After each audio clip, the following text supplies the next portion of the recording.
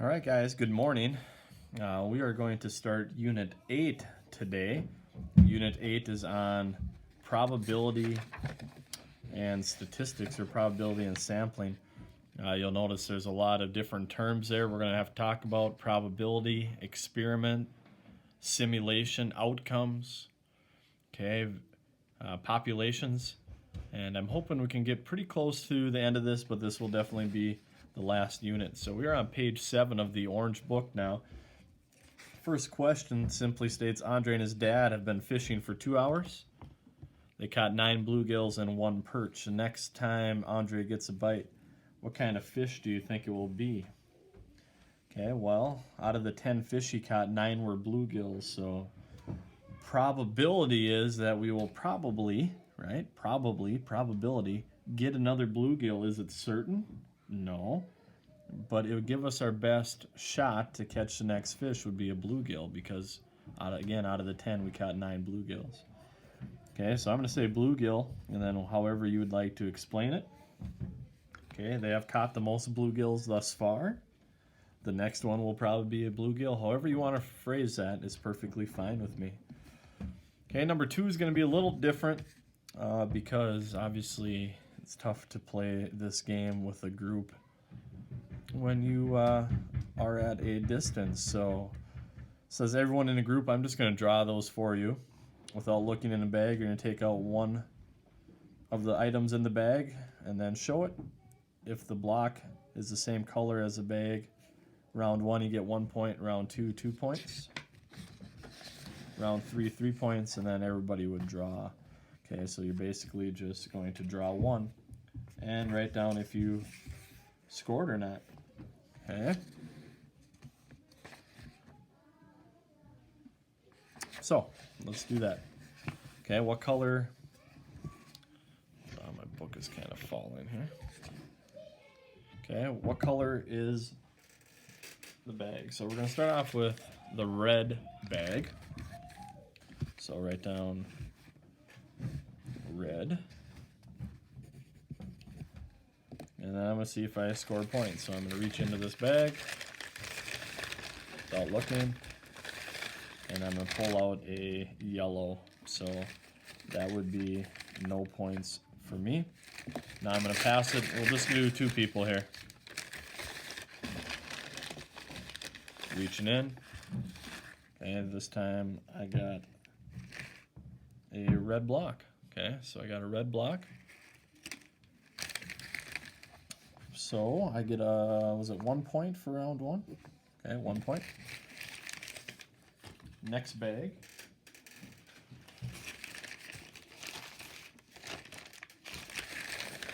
Blue bag. Remember, 2 points now if I draw blue. So I'm going to go first, obviously, since I'm the only one playing. And I got a red block, so no points again. Second time. Blue block. 2 points. Okay.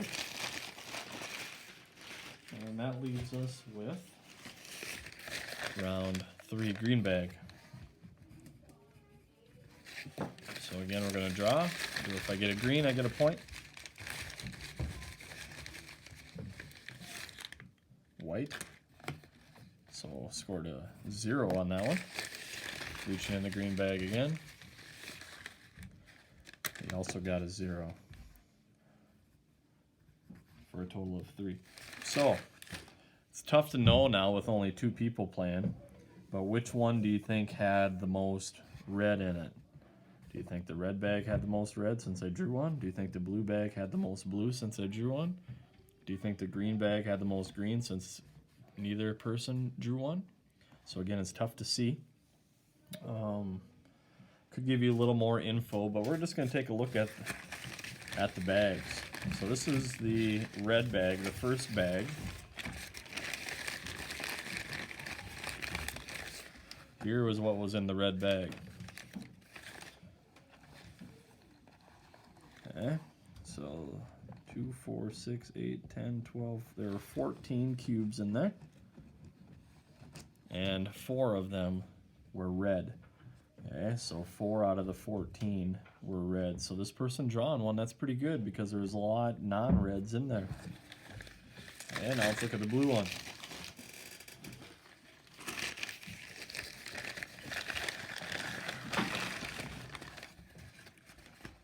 And the blue one, 2, 4, 6, 8, 2, 4, 6, 8.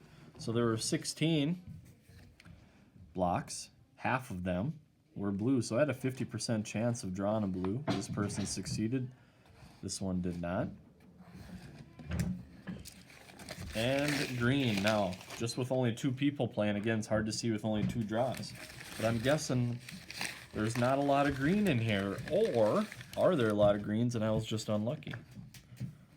Look at that. 2, 4, 6, 8, 9, 10, 11, 12. So there was 9 green, 3 non-green, and neither person drew one, trial 1 or 2. Okay, so I had a 75% chance of drawing green. Now, if more people did it, maybe you would see that more green are drawn. But even though there was a 75% chance, neither person 1 or 2 drew a green. Okay, so that's kind of how probability works. I could have 99 reds and 1 white, and both of these people could have drawn a white. Is it high chance of that happening? No, but it is possible. Okay, so let's just take a peek here at the Are You Ready? Tyler's class played the block game, so similar to what we just did. During round 1, Tyler group picked 4 purple and 11 other colors. During round 2, Tyler's group picked 11 orange, 5 other colors. Round 3, Tyler forgot to record how many yellow blocks his group picked. So let's take a look at the question. For a final round, Tyler's group can pick 1 block from any of the 3 bags. Tyler group decides that picking from the orange bag would give them the best chance of winning, and that picking from the purple bag would give them the worst chance. What results from the yellow bag could lead Tyler's group to this conclusion? Okay, so what do you think? So Tyler's group is thinking that he wants to draw from the orange bag. Okay, do you think that would give him the best chance?